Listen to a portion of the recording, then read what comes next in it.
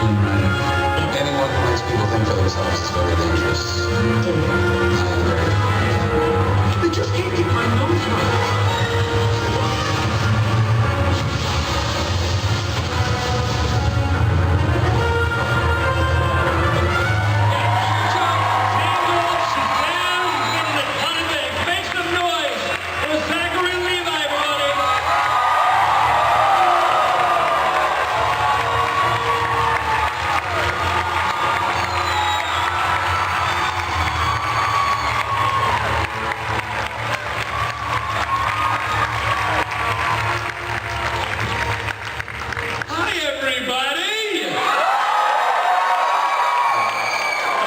Give it up for our ESL here, everybody, please. ESL's a different thing. Oh, there's a cup of water here. That's definitely going to get spilled. So that's for anybody in the front row who might get parched. Hi, what's going on? How you doing, Orlando? All right. You made it. We love you, Zach! I love you too, bro. Who's been to a Zach panel before? Anybody so far? A few? Yeah, so who has not been to a Zach panel?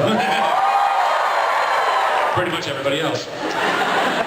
Well, I'm so grateful that you guys have taken time out of your Megacon schedule to spend it with me during this, what will be Stephen Amell, just FYI. I don't know if anybody went to Stephen Amell's panel, which you should have, he's a lovely guy, but Stephen took way too long in his panel, so that screwed the entire schedule up. As you know, you've been sitting out there patiently waiting for ours. But since I'm the last panel of the day, I think I can go as long as I want, so...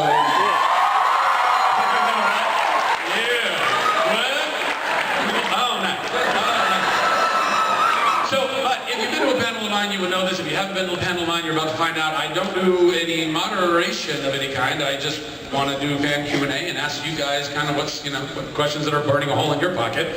So I guess we have two mics, one there and one there. And I'll start with this one right here. Hi. Hello. What's your name, darling? I am Deanna. Nice meeting you. Hi, Deanna. Nice to meet you too. I have a question for you. I would hope so. You're standing at the question. You can travel back in time, talk to 14-year-old you. You Yeah. get to tell him, you have a computer put in your head, you put in a freaking superhero, and most importantly, you introduce the world to the Smolda. Yeah? You think he would believe you? I'm sorry? You think he would believe you? Would 14-year-old me believe me that I got to do all those things? Yeah. Because I'm a really honest guy. And I think honest young me would look at honest old me and go, I got you, boo. So, thank you. Excellent question. Oh, you have another one. Incorrect. You are a nerd. You should know. You should not time travel. So, Hold on a second. What does this trick question mean? you are the king of the nerds. You should know this. First of all, we don't know exactly what time travel is going to do or not do in the space-time continuum. We have a lot of theories about this, but if Back to the Future has taught us anything, No, it doesn't. is that it can also be pretty cool, and I can get a hoverboard out of it, and thank you very much, I appreciate that. Next question over here. So my question, going back a few years, is if you had your own interpretation of what happens after the kiss in the season finale of Chuck, and what that would be. Well, I've said this before. I have said this before. And anybody who's ever asked me this, I'll tell you the same thing. Well, how many Chuck fans are in the audience? All right, a couple of you. First of all, thank you. How many people started watching Chuck? There's no wrong answer to this. I just love asking this question. How many people started watching Chuck when it first started on TV? How many people found Chuck later on Netflix or Amazon? Well, you're all welcome. I'm happy anytime anybody finds it. I think it's a delightful show. But part of that, to that extent, because it's a delightful show, because the show, no matter how harebrained some of those plots or schemes or bad guys or, me never staying in the car, all of those things, did it ever not work out? No. It never didn't work out because the show ultimately was about heart and hope and things doing right, and that good would come from doing right. So in my estimation, and I'm pretty sure this is what what I hope what people feel, is that, yeah, that kiss worked at the end. Yeah, and by the way, and if it didn't, let's say, I believe that, like, you know, Morgan would want us to believe, if it somehow didn't magically work, the whole point, I think, of that ending, if you think about it, is kind of like, you get to now watch the show over again as if it's Chuck telling Sarah all of those memories and all of that life together, which I think is really romantic and beautiful. So either way, to me, it's a win. It's definitely still a positive, upbeat ending, even if it feels like a shot in the face. It feels like. Excellent question. And back over here. Hi. You've played a hero character in both the Marvel and DC universe. Go on. If you could play a villain character in each universe, who would you want to play? I love the things that, like, the nerds are like, ooh, what is he possibly going to say? Well, I've said many times before that Deadpool was my favorite villain in the Marvel universe. He's now an anti-hero, I understand that. But not when I found him. He was definitely a villain back then, and I would love to play Deadpool, except Ryan is doing that very, very astutely. And then in the DC universe, I don't know. Sorry, what? Nightwing! Who? Nightwing? I mean, I'm kind of already Shazam now, you know? I did for a minute. I thought if The Rock, like, ever was like, you know what, I'm too busy and I'm not gonna play like Adam. I was like, you know what I could do? It's like, because they're both, I mean, they're supposed to be twinsies anyway, right? Just with slightly different stylists. And so I was like, well, that could be kind of cool, you know, because I get to play like the really dark version of myself, essentially. So I would say that. But La Roca is playing that role, so, you know, there you go. Yeah, Thank you. excellent question. And what's over here? And what's over here? Behind the one, too. Hi, my name's Mike. Mike, nice to meet you. What's that? So, You doing okay? yeah, I'm doing great. How about yourself? I'm fantastic, brother. Honestly, I'm living almost every one of my dreams. Standing here right now is because I got to be, I mean, amongst many roles, but I've literally gotten to ever since I was a little kid, I dreamed about being a superhero, right? I mean, how many of you are still dreaming about being a superhero? Because I still am. I still secretly hope that my genes have mutated in the night and I can suddenly teleport, brother. So, the fact that I get to stand on stages like this and talk to lovely folks like you and that you all line up and wait so long. If you haven't been to my panel or if you haven't been to my tables, you haven't heard me say this, but I mean this. It's not lost on me that you guys spend a lot of money coming here and supporting all of us schmucko actors. It's not lost on me at all. You wait long hours and you pay good money for us to then sit there and scribble on photos of ourselves. You know what I'm talking about? And I can't tell you how much I appreciate every single one of your seconds of your time, your units of your energy, and your coins of your monetary expension. I love you and so grateful for all of you. So thank you for that. And so, Now, for the actual question. yes, what's the action? Let's get to the nitty-gritty here, bro. So few shows and movies, like especially things like Tangled, that are usually just a one-off, ever get the chance to continue that story, and even fewer get to continue it with the same actors. Like, was there really a major difference between recording the movie as opposed to the TV show, or was it sort of like falling into more of the same thing? I mean, I feel like, well, first of all, thanks, man. I mean, look, when I was a kid growing up, I grew up on Disney Channel, like, you know, mainline, hardcore. Anybody else, 80s kids, like, just nothing but, yeah. Cable was crazy back then because it was like all the big, like, networks and everybody in the studios were like, cable, what's cable? I don't know, grab it. And then they would have a station, they would have a channel, and they didn't know what the hell to do with it. So, like, Disney was just throwing on all of the vaults. Like, I saw everything, all the things that cost us, like, hundreds of dollars for, like, the DVD or whatever. It's like they were just streaming it. It was like Pecos Bill and all that jazz. So good. What was I talking about? Oh yeah. So as a kid of that time and going through the incredible Disney Renaissance and, you know, starting with Little Mermaid and Beauty and the Beast and Aladdin and all that jazz, I loved those movies, and I was really miffed when I was a kid and I would start watching the TV show on Disney Channel. I was like, that's not their voice, These are not the real people. Like, right? It would piss me right off. I was like, what? Robin Williams is too busy to be the genie? So, I was stoked when they came back and said, hey, we want to do this English series, but we can't, they came to me and Mandy first and said, we only really want to do it if you two want to sign on. And Mandy and I both talked about it and thought about it. And we're like, look, if you do it, I'll do it. And Chris Sonnenberg, I mean, literally, I don't know how many of you watch this English series, but it's a really, really excellent cartoon. And the heart of it and the writing for it and the direction of it is very, very in line with and on par with what we had in the movie. So it does kind of feel like we're just continuing that, but it's a lot more work because, we only had 2 hours or so to fill, or 90 minutes for the film. And now we've done, 3 seasons, or you've seen 2 seasons, the third season's about to come up, but, that's a lot more to do with it, but that's so much fun, particularly when you get to be Flynn Rider, bro. Or Eugene Fitzherbert, for those who know. He's such a fun role to play. What's that? I'll think about it. I'm not a monkey.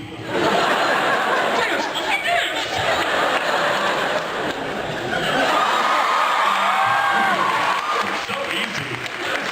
You guys are an easy crowd.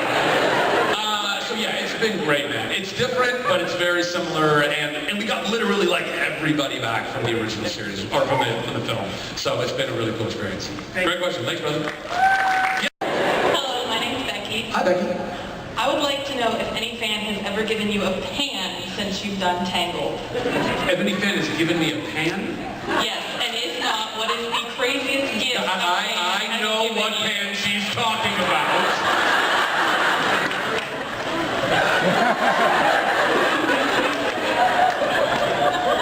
Continue.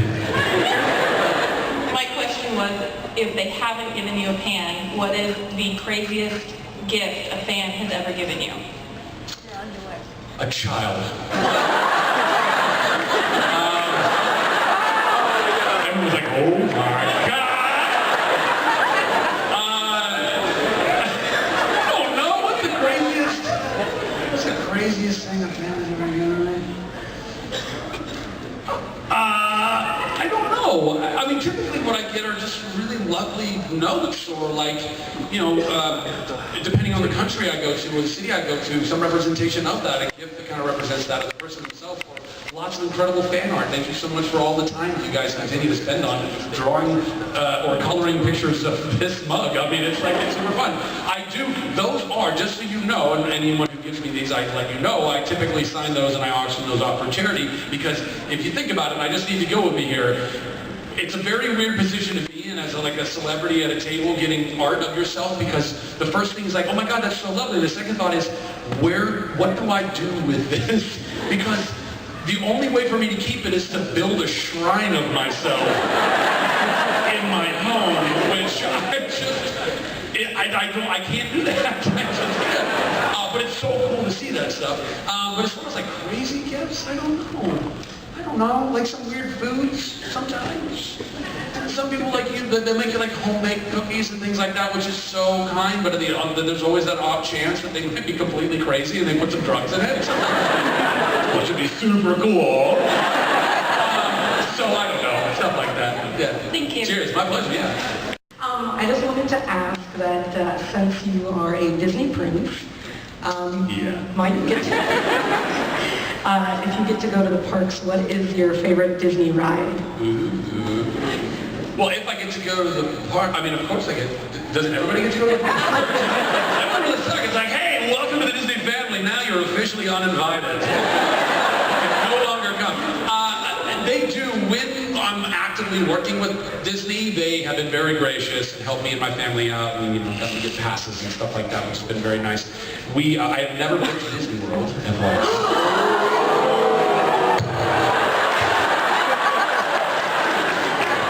I'm a Southern California kid. Calm down. How many of you guys have been to Disneyland? Hands down, hands down.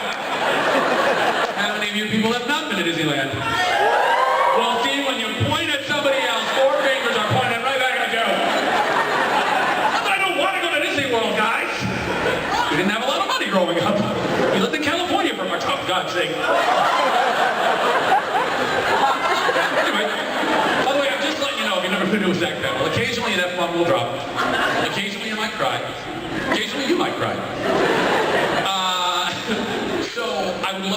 World at some point, but because me and my entire family, like my sisters and cousins and everyone, we're all big time Disney nerds, none of us have been, so I'm waiting for my first time with the rest of my family. That's why I haven't been to Disney. I know, I'm such a great person. And, as far as favorite ride at Disney, because I've not been to Disney World, I can't incorporate all of those rides into it, but my favorite ride at Disneyland is the Jungle Cruise. That is my favorite ride. And I'm going to tell you why. I think the Jungle Cruise is the best because it's one of the only rides that actually has true variation every single time you ride it, and it's all brought to you by an actual human being, and it is roughly 11 minutes of dad joke stand-up. It's completely up my alley, and I'm waiting with bated breath every time I hear a new joke over that horrible PA system. I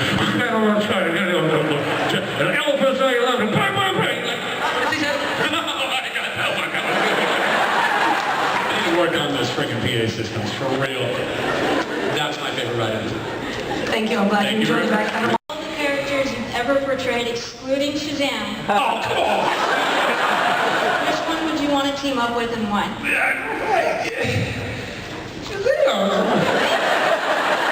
It's like electrocute all the zombies. I don't know. I mean, only Fanfrel wasn't demigods. Thank you. And dashing to boot. So I think he'd probably fare well against the zombie apocalypse. I think Chuck would do pretty good against the zombie apocalypse. With intersex, seeing as how he is without. Not so much. Unless I had Casey around. He can just grunt a lot in the zombie. I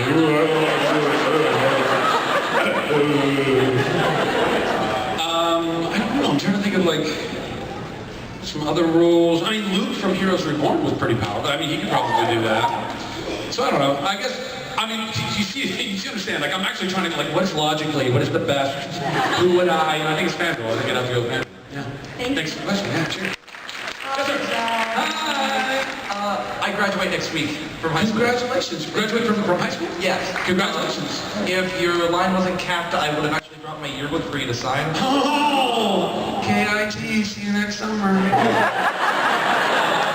But in lieu of that, because I assume you're not going to be back at the table after the panel. I am back at the table after the panel. Let's do this, okay? But I'm here for you. Great. I'm literally, that's why I'm Brad. Thank you. Isn't that why we're all here right now? Yeah. So I'll see you after the panel. Fantastic. What advice would you give to somebody, since Shazam was sort of a movie about somebody small finding their way in a big world, what advice would you give to somebody whose chapter of their life is ending as a new one begins?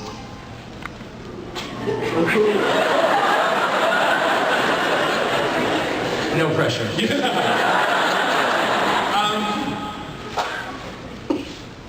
So I would say that, I mean, one of the biggest lessons I've learned in my life is trust and patience. Be patient with yourself. You are worthy of being patient with yourself. You deserve to be patient with yourself. You owe yourself to be patient with yourself and to love yourself deeply. Even when you might not feel that around you from other people in your life or your circles or whatever that is not an indication of how worthy you are as an individual, okay? So never, ever, ever let go of that. Love yourself, love yourself, love yourself. You're welcome. Continue. Oh, okay, continue. But then beyond that, trust. I'm a firm believer in a creator. I know not everybody is, but to me, trusting in that creator is a very important thing because I think, again, humility, know that you are this big. We're all this big. By the way, that helps a lot with anxiety, just so you know. If you're feeling stressed or anxious or anything like that or depressed, if you can get yourself around on the idea that you're really just a teeny little part of eons of history and people and Homo sapien and all of the incredible history that this planet has had, we're just a teeny little bit. So you're not failing your place in life. You are doing your place in life. You are living your place in life, and you are worthy of occupying the space that you live in. You know what I mean? So trust that in that there is some crazy plan that's going on that doesn't seem, most of the time, the journey we're on, doesn't feel like it makes a hell of a lot of sense, right? Things are happening to us, bad things are happening to us, like, why is this happening to me? And one of the greatest quotes I've ever seen is, and I'm going to paraphrase it, but it's something along the lines of, all these things are going wrong in my life, and that's crossed out, and what are the lessons I'm supposed to learn from it? And if you can get to that place as you're going into this world of being an adult and the workforce and college and all that stuff, be patient, be kind to yourself, know that you're not failing if you somehow, society is like, why aren't you doing this thing? Not that, bro, okay? Know that you are on your journey, and then there's a creator that loves you so intensely and has plans for you, you have no idea. Say that originally when me and my brother, because we're huge Marvel and DC fans. Weren't you just the Shazam the other day that came out? I was. Yeah, good to see you, bro. So I was gonna say that came because after we saw the movie, I was like, we have to do it. So then I went to my mom. We bought the suits. When the suits came in, they were originally just a red jumpsuit. Like this, because I was like, I know this is gonna work, but my beautiful mother, overnight, she cracked all together, cut out the logos out of all the different costumes, put it all together and everything. So when we actually came to the convention and met you, and you took a picture of us and all that, I just want to say that it meant everything to us. Oh, bless you, brother. Absolutely. Thank you so much for being so cool and patient. You and your whole family have showed up, and thank you. And we just appreciate you for that. That's all I wanted to say. Bless you, man. Thank you. Appreciate it. Hi, nerd. Hi. I'm kind of trying not to cry. It's okay. It's okay. This is a safe space to cry. You feel like crying, bro? I just have to say this is really going to be fawning more than a question, but... I'm fine with that. But, you know how they say marriage has more show with the theme song that she could turn the world on with her smile? Yeah. I always feel that way about your smile. And even if I'm having a crappy day or something, my husband and I will put on the series, and whenever you're just like playful and stuff, it just emulates out of you, and you're just so joyful, and knowing all the stuff that you've been through and how you're sharing it with everyone so bravely, I think that's beautiful, and everything you said has just been so moving, and I just want to thank you, seriously, for your honesty, and you deserve everything that you have.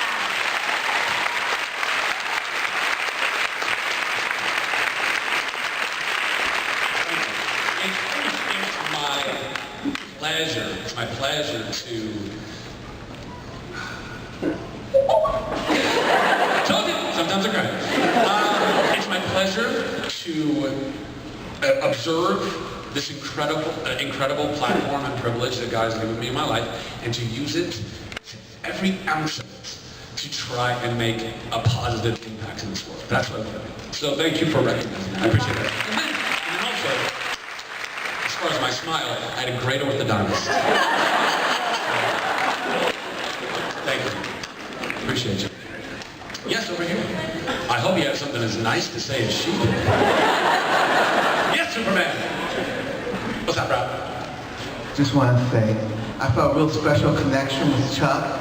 I feel like the same guy, you know, just a good guy trying to do the right thing. And I know in the show, just the character Chuck does. I'm not sure if you do, but you do things. Oh, I was barely acting in that show. No. You have a sister too, I think you said. So I also have a beautiful sister who's smart and intelligent and looks after me. Yeah. Isn't that great to have? I got two sisters that do that. I love them. The best. She's the best big sister in the whole world, which I tell her all the time, but it'd be great if she could see here and hear that. Where is she now? She's the best. Oh, at home. She's the best. I left her at home. No! I'm kidding.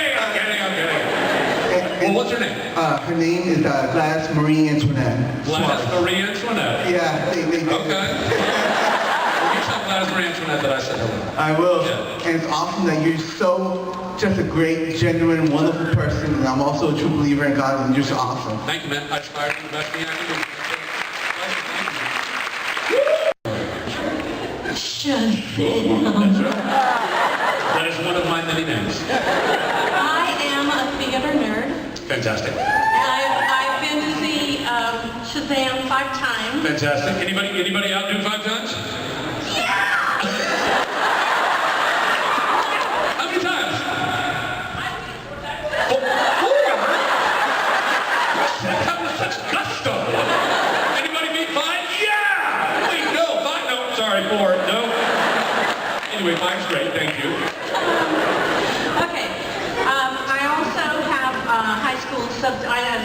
substitute teacher, Yeah. I made sure that all of my students were very aware of Shazam, and I encouraged them to go. Extra credit? Yes. Yeah. By the way, thank you for being a teacher. I appreciate that. Yeah. Yeah, so what? Okay, so my question. When Peter arrives at the pearly gates, what will you say? Wasn't Peter already there? You mean when I arrived at the pearly gates? Yeah. Copy that. If I'm there waiting on Peter, there's a problem. What the hell is Peter? Sleep in the wheel, this guy. People just sauntering in. Oh, Peter, we're going to get in there really quick. No bouncer at the door.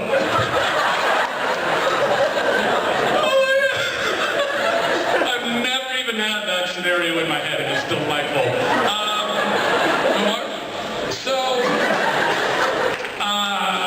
What would he say? I mean, well, look, obviously from a very kind of biblical Christian perspective, you want to hear those words, well done, good and faithful servants, you know. But, yeah, amen, and hallelujah.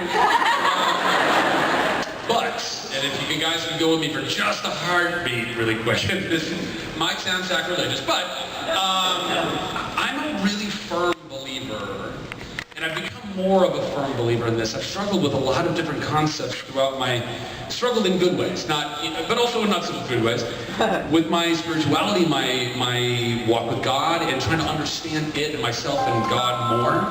And the truth is, I don't believe in the pearly gates. I believe in God's love, is what I believe in. And I believe that when the Bible says God so loved the world to send his son to do what he did, that all started with God loving everybody and forgiving everybody well before all of that. So I don't believe in that cordoned off.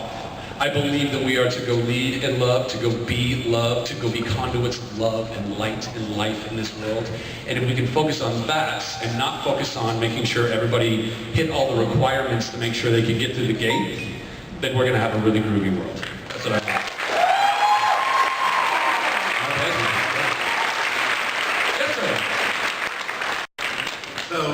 One of my favorite parts of Shazam was basically the transformation from Billy to Shazam and vice versa. Yeah. And one of the things that I loved it was that I never lost sight that it was, the same character. So I guess what I'm wondering is how that prep work went in with you and Ash, or did you just shadow each other? That was basically 37 years of not growing up. That's what that was.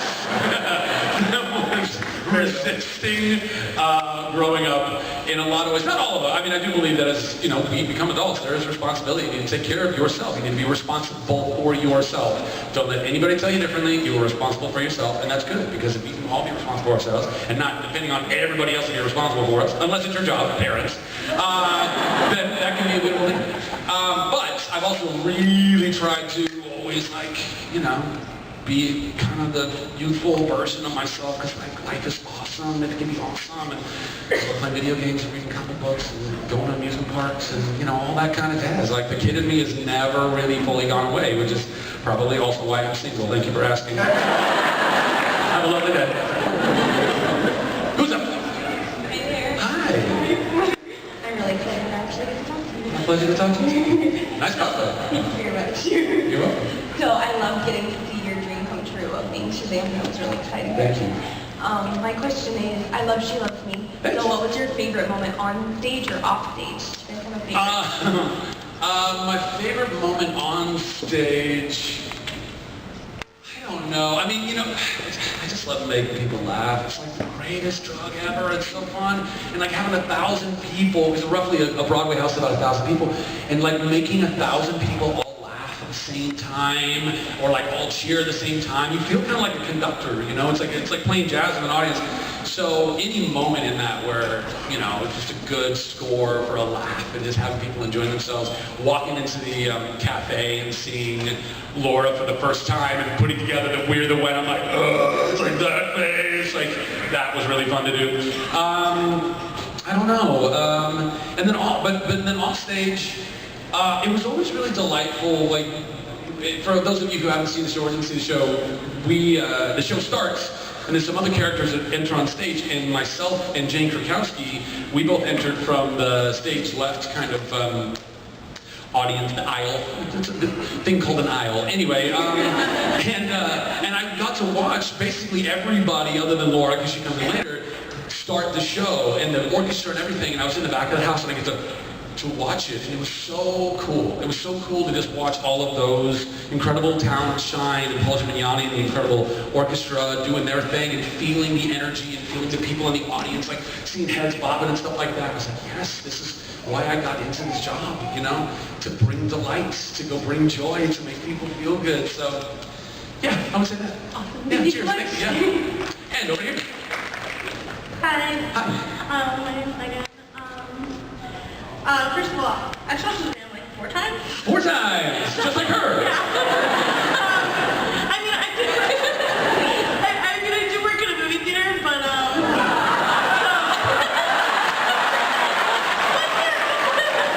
Of all the people who has no excuses. I mean, you know, I had to sell people tickets to the movie. Yes, you did. Were you upselling them? Yeah, for sure. People are like, oh, I don't know what to see. I'm like, oh, it's a Shazam, right? Yeah, well done. My question, also, you're my lock screen, by the way, too. You're my lock screen. I appreciate that.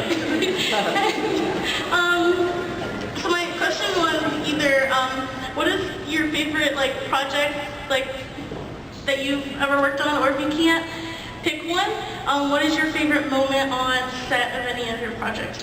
I mean, I gotta say, and it's not just because it's the most recent, but I mean, doing Shazam, I mean, it's like the coolest, biggest, dreamiest, wish-fulfillingest thing I've ever gotten to do. Now, I've only gotten to do it because I got to do all those other things that have led me in my journey in my career, and I've been able to build on, and I'm insanely grateful for all of those other projects, and all of the moments, and all of the magic that happened in them. But as far as like a singular thing, being able to play a 14-year-old superhero is it's so fun! It's so fun! I get to do all of the other actors, for the most part, unless you play Spider-Man, like Billy Batson and Peter Parker, as far as I can tell, are the only 2 main superheroes that literally enjoy their job. Everybody else is so bombed and cranky and moody, and they're like, God, I gotta save the world again, I gotta get rid of it. And we, like, I feel bad for all those people that had to play Batman, versus not that they got to play Batman. I'm not sorry that they got to play Batman. I'm sorry that I know for a fact, I don't know it, but I'm sure Christian Bale was so stoked when he got to be Batman. And then as soon as the cameras start rolling, he's like, I'm Batman. And you can't even be happy about it. You can't even go there. I got to be so happy all the time. I was like, I just get to do this. Okay. And you're paying me for it.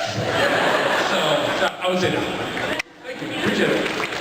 Keep me on that lock screen, girl. No water, really?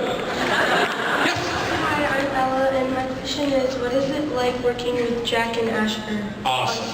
Those kids are so talented, so full of life. They're both really different and similar. I mean, I guess in the same way that, you know, preteen boys are all kind of all different and all very similar. Just like constantly smacking each other and like making fart noises and jokes. So kind of like me. But you know, but like Asher is, I don't know if you follow him on all the social media. Him and his like 3 million followers. Anyway, but you know, he's like a little Justin Timberlake, like, you know, song and dance guy. I'm like, and he will be the next Justin Timberlake. And then Jack is the spazzy kind of like great young actor, like fully like invested. I mean, you can tell like, when he plays the role, like he's just so that is Jack. You don't see, when you see Jack, you're seeing Jack. So to balance those 2 personalities, and we were doing the whole like Shazam press tour and all that stuff, was really interesting and really fun.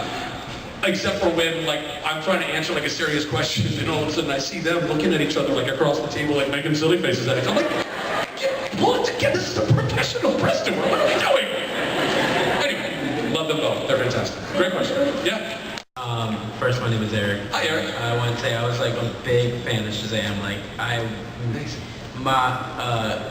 me and my sister actually went to go see it like the day it came out. My sister actually. Oh, is that your sister? Yeah, she took me to go see it. Like, is my face on your lock screen too? No, I'm sorry. Next question. I'm just it should be. It probably. Have anybody you want on your lock screen? My question is who did you have most fun working for? Marvel, or did you have most fun working for DC? Everything's a competition, isn't it? Well, I mean, I had more fun working for DC, bro. I mean, I got to be my own superhero in DC, bro. It was super cool that I was cast in, though I wasn't able to do the first Thor, I was cast in that by Kenneth Branagh, who I think is an incredible talent, and speaking in an English accent, and he's a Brit. I was like, wow, I'm score one, all right.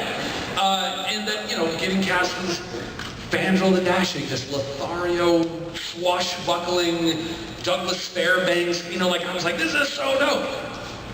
And we had some fun, but we didn't really do all that much. I mean, anybody who saw the movies, you know, I mean, they didn't really go that direction with the movie, so I didn't have that much to do. So I couldn't possibly have had as much fun as going and being my own guy, who, by the way, again, is a 14-year-old in a superhero adult body. The fun and funny and joy and heart and everything that comes from a premise like that, like, that's a fun movie. I mean, did you guys feel joy when you left the Shazam movie? You feel it. And I'm so grateful that I get to do stuff like that. So, yeah, so easy. For life. Next question, thank you. Yes. And now on to you, sir. Okay, so, if it was Shazam and Flash, who do you think would win? What's that? Flash or Shazam, who do you think would win? In a fight or a foot race? Fight. Shazam. Thank you for your question. Tell Greg Gustin I said hello. And Ezra. Tell all the Flashes. Hi, my name is Jessica. Jessica, pleasure. So my question was, my sister had a question first though. She wanted to know how long it took you to memorize your lines in Thor Ragnarok.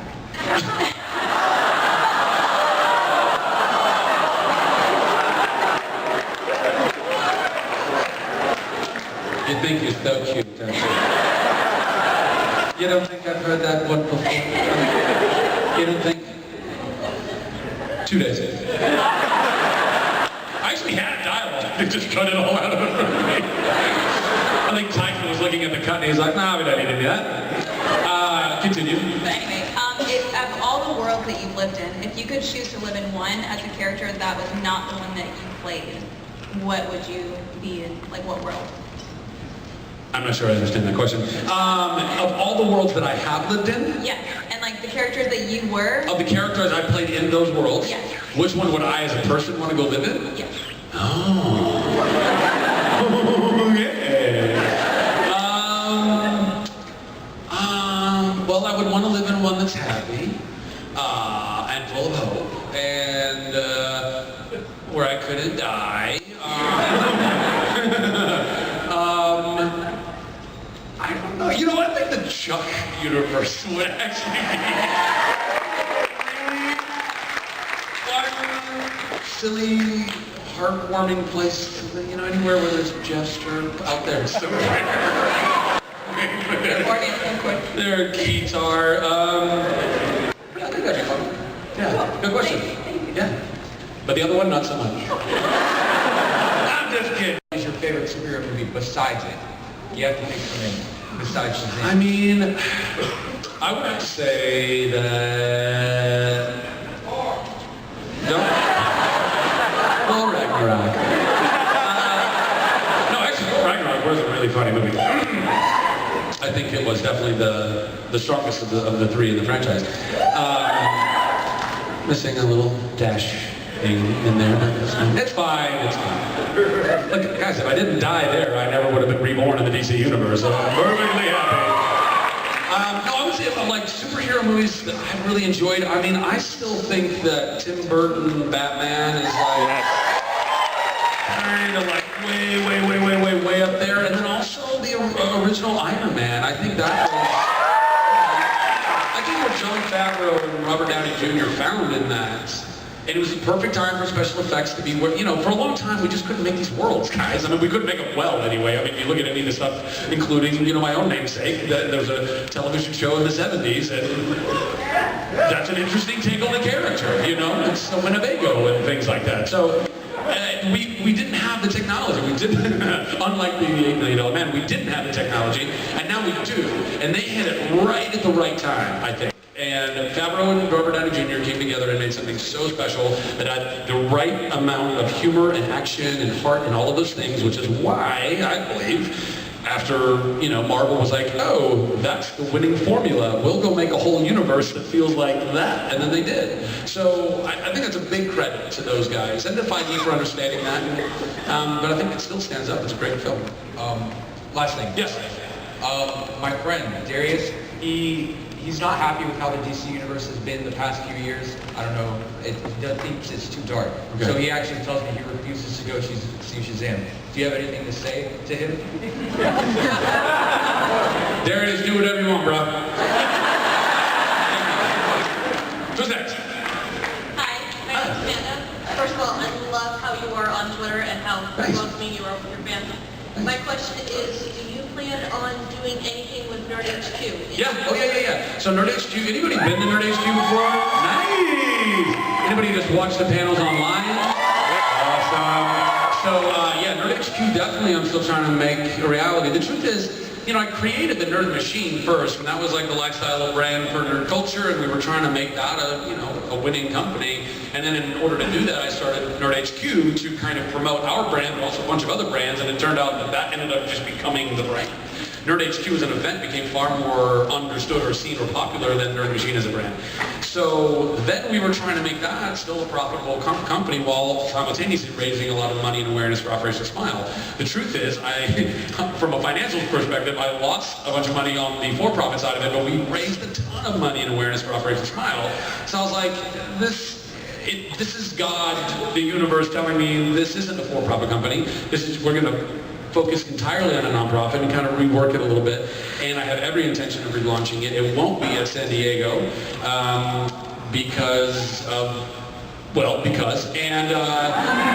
will find another permanent home for it to be hopefully every year. And then if that does well, then we can go and do satellite events, maybe even here at Megacon. You never know. Nerd Machine merchandise back online so that we can purchase it to help benefit Operation Smile.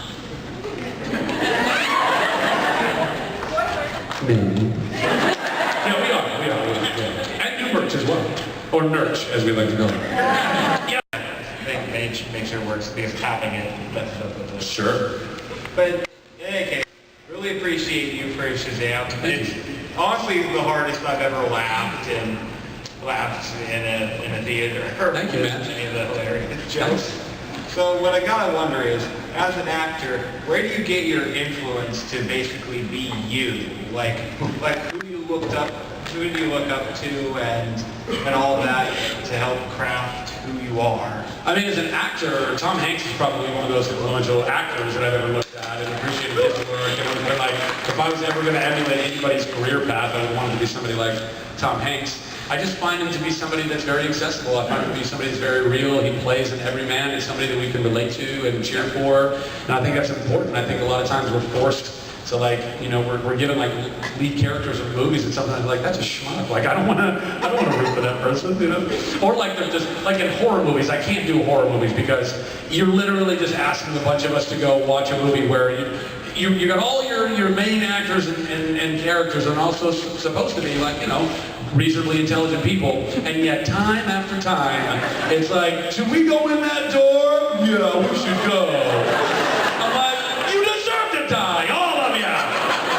Can't believe it. What was your question?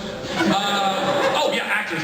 So, but yeah, all kinds. I mean, dude, I think Sam Rockwell's unbelievable. I think, honestly, I think Meryl Streep is probably the most talented actor on the planet at the moment. Her ability to maneuver and chameleon in and out of different characters where it's seamless, you know. And I've also heard that she does it in ways that I really quite admire, where, you know, you hear that, camera's rolling, and you as an actor, you get into character, and you're there for the take, and then when it's cut, you're able to shed that, and you're able to go back to, being Meryl, and she's lovely and warm and all of those things that you wish that she would be. So a lot of that, and then beyond that, I don't know, I probably should attribute some of my talents or abilities to the copious amounts of cartoons I watched in my life. I'm sure I modeled some of my acting after Bugs Bunny. Doc. Anyway, so yeah, excellent question. Thank you, sir. Hands, lightly from my hand. You got it, bro. You got it, bro. Yes, sir. Hello. So when you first spoke your first words, my 4-year-old stood up and went, "It's Eugene!" So thank you for that moment. Yeah, man. It's one of the coolest things I hear. So I wrote it down because I'm super nervous. I was a big fan of Heroes, so when I heard you were cast for Reborn, I immediately felt I had a real shot at being successful. And so after the viewership numbers for the first couple episodes came out, did you actually hear any talks of it being renewed after a limited run? The thought was always that we were going to do a limited run, and then if that was successful enough that they might want to do more of it, but I was always only signed up for one season. After doing Chuck and being in network television at that point, then for about 9 to 10 years, from Less Than Perfect and then to Chuck for 5, I didn't really want to do a lot of network television anymore. I felt like I was seeing where all of it was going, and we've now seen where all of it's going. It's not the same that it used to be, the quality, the content, all of that. So I thought, okay, I could commit to, doing 13 episodes of this, and I told Jim Crane, I was like, at the end of 13, I want to die. Send me out a blaze of glory, and he did. So it's good. Yeah, cheers. Thanks, man. Appreciate it. I don't know why you all find that so humorous. Thank you for a serious question. Bye, you guys. Bye. My skincare, legitimately, my skincare, I use Cetaphil. That's, you can get in basically in, CVS, the way to read, whatever. For oily skin. That's what because I got a real nasty T-zone, guys. It's just, so that's it. I don't moisturize, I probably should. In about 10 years, I'm just going to look like an old bag, like leather. A handsome old bag. Thank you, a handsome old bag. Thank you. Bless you, sir. I'm going to plant more people like you in the audience next time. Hello. Hi, I'm Belly. First of all, my sisters and I loved you in Tangled, and in the Tangled series about Eugene's friend, did you know he's a Broadway person too? I do. In fact, I handed James Monroe Iglehart his Tony for playing the genie in Aladdin. I was at the Tonys that year. I presented that award, and I handed it to him personally. So I've known James for quite some time. And the fact that we have now both gotten to do that and go and see each other. I saw him in Hamilton as well. He's such a talented and delightful person. So I was aware of it. Yeah. Cheers. Thank you. And over here, Shablam! Oh, so good. Hi, I'm Derek Butler. Hi, pleasure. I just want to tell you that me being a huge Shazam fan, you and David both have really put into me that the whole Captain Marvel versus Shazam whole feud and everything is silly. It's pointless. Silly beyond silly. And realizing that the name Shazam works so much better for your character than Captain Marvel. Well, in a sense, I quite like Captain Marvel too. But no, I mean, look, Shazam, you're not wrong. I mean, dude, it's an action word. I get an exclamation point at the end of my name. How many people get that? Madonna didn't even get an exclamation point. Prince, Cher, none of them. Hello, Dolly did. The one question I want to ask you is, working with David F. Sandberg, who started from YouTube, being a horror filmmaker, and immediately going into a big blockbuster superhero film, what was it like working with David in that kind of scenario for him, that this is like his first time doing a superhero movie? I mean, David's a super together, super intelligent, super talented dude who had a game plan and executed it. I mean, he's like one of the chillest Swedish, like, those Scandi cats, they're super chill. I mean, maybe because they live in such a cold climate, but nobody really, dad jokes, get it. Anyway, thank you, I appreciate that, thank you. But no, he was dope, man. He was really cool, and I think he has a really cool visual style. I think coming from a horror background actually is a very inspired choice, because in horror, so much of the story that you're telling is with the camera. It's not with the words. You are taking somebody on a journey, and it's like the camera's creeping, and you see that hallway, and you see that it's empty, and you creep a little bit farther, and you start creeping back, and all of a sudden there's someone at the end of it. There's no dialogue to explain that. You got to tell that with the camera. So I think he's really, a very talented person who applied all those talents, and he's still a baby director. I mean, it's only the third feature he's ever done, so it's a pretty incredible accomplishment for him. Did David ever show you the video that I did with this? I don't think he did. No. When he posted the script, the fake script page on his Twitter, my buddies and I actually went and filmed it with fantastic. I'll go look that up, man. Yeah, cheers. Nice to meet you. Yeah, you too.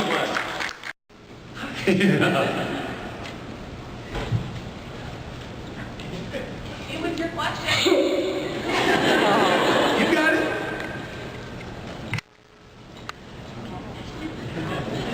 So, one day if you woke up and you're in the Shazam world and you didn't have your powers, what power would you want?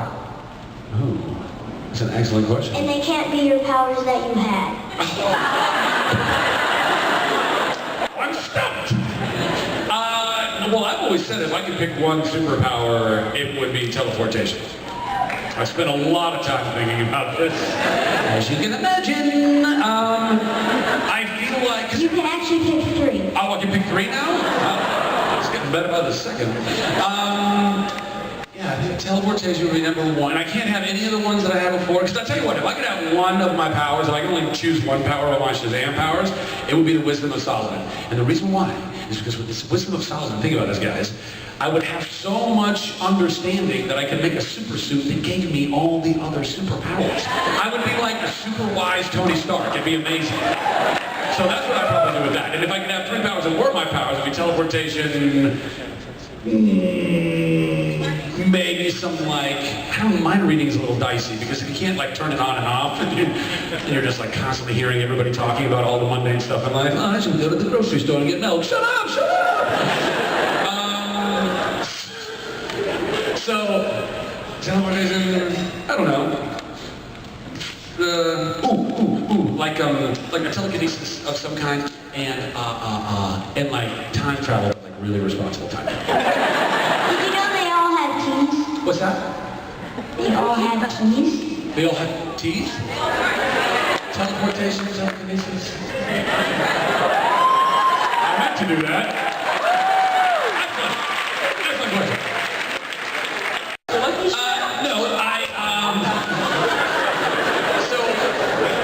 So I'm a firm believer of minimalism.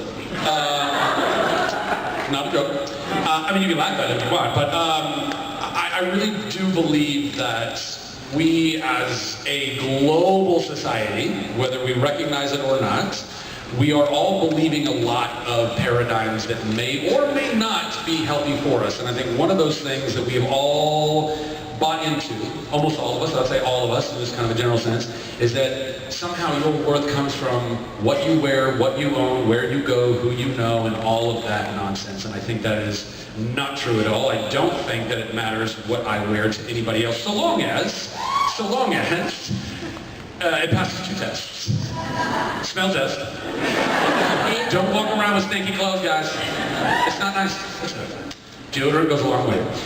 So smell test, and then also, if it passes the smell test, then I go, okay, then it's the visual test. Well, does it have any weird stains or anything on it? And if it doesn't have either one of those things, then I have no problem wearing it for 3 days, 4 days, 7 days, 10 days in a row. I do not care if somebody's going to judge me on that. That is their issue that they need to deal with in their life, because they have believed the lie that you need to wear something new every day. You need to do this every day. You need to do that every day. And I really don't think we need to do that. We are now currently owned by what we own, and we need to turn that around. We should not be owned by what we own. Let it go. It's all going to burn anyway. Thank you. I appreciate it. I like it too. And today was the last day.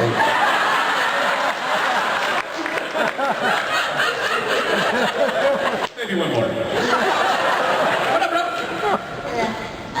2 things I'd like to say. First thing is, I know this is a mix of both universes, that you've been in. Yeah. I feel like it'd be cool if they made like a movie or a TV show where it's you versus Thor. I would love to do that, bro. Two gods of thunder going at it. It'd be awesome. And the second thing is my question. Yes. What made you want to get into acting? It's an excellent question. How old are you? 10. You're about 10, okay. Not about 10, you are 10. Keep you on your toes. So when I was about 6 years younger than you are now, so I was about 4 years old, and I didn't realize that I wanted to be an actor at that point, but what I did realize around that time in my life was that I could intentionally make somebody laugh. Like I said, that's when I first figured it out. That it wasn't just an accident. You could actually intentionally make somebody laugh. And that made them feel good, and that made me feel real good, and I never, ever wanted to stop doing that. I just always wanted to keep making people feel good and bringing joy, making people laugh. And so that's what started it. And then I found theater, and I was like, oh, because I was just a super spazzy kid that would not shut up or turn off, which is kind of like now. But I've learned to handle it a little bit better now. And so I was super spazzy, and I was constantly doing like impersonations and voices, and like, you know, when Family Matters was like hot, I was like Urkeling all day long with glasses, and then, did I do that? Like all of it. You wouldn't know, it's before your time, that's fine. Oh, you know Family Matters? You know Urkeling? All right. So, yeah, so then I found theater, and I was like, oh, there's like kind of a place where adults can organize a thing where a bunch of spazzy kids like me can all do this together, and it's a bigger piece, and that brings people even more joy. So that's when I really was like, oh, there's a thing behind this, and actually probably even before theater, because I was watching a lot of TV shows and movies and stuff, and I was like, oh, I want to do that, I want to do that. So at an early age, I realized that I think that's what I wanted to do. And also always from a little young age, I always believed that I had in me, that God had put in me the ingredients and the tools necessary to keep going and doing that. And so far, so good. I've been really blessed, yeah. Great question, bud. What's that? I just want to say thank you for, you've done really good in acting and stuff. Thanks, man. I really appreciate that. God bless you, God bless you, God bless you. I love you. Keep loving yourself, keep loving others, and we'll change the world. Bye.